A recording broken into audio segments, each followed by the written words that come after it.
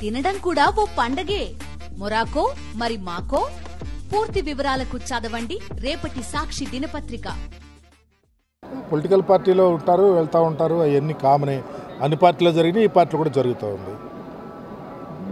ఏది ఏమైనా ఈ రాష్ట్రంలో రాబోయే రోజుల్లో వైఎస్ఆర్ కాంగ్రెస్ పార్టీ రాబోయే రోజుల్లో అధికారం వస్తుంది. జగన్మోహన్ రెడ్డి గారు మరలా ముఖ్యమంత్రి అవుతాడు. మరలా ఈ రాష్ట్ర అభివృద్ధి కోసం, ప్రగతి కోసం ఖచ్చితంగా జగన్మోహన్ రెడ్డి గారే పనిచేస్తారు. ఈరోజు చంద్రబాబు నాయుడు గారిని చూసాం. ఎన్నికలప్పుడు ఎన్ని వాగ్దానాలు ఇచ్చారో, ఎన్ని చేస్తూ ఉన్నారో, ప్రజలకు ఎంత ఉపయోగం జరుగుతూ ఉందో. జగన్మోహన్ రెడ్డి గారు మాట చెప్తే చేశాడు. చంద్రబాబు నాయుడు గారు ఆ కోణంలో చేస్తలా.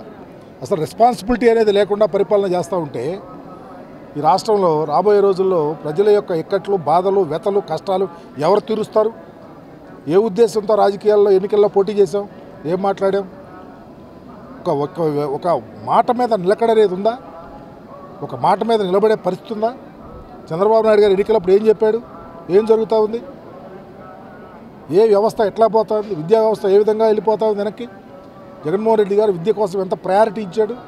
ఎడ్యుకేషన్ సిస్టాన్ని ఏ విధంగా తీసుకొని వచ్చాడు? ఈరోజు పూర్తిగా గాలికి వదిలేసి అబద్ధపు మాటలతో ముందుకెళ్తా ఉన్నాడు. ఖచ్చితంగా ప్రాయశ్చిత్తం అనుభవిస్తాడు. జగన్మోహన్ రెడ్డి గారు మరలా ఈ రాష్ట్రానికి ఖచ్చితంగా ముఖ్యమంత్రి అవుతాడు.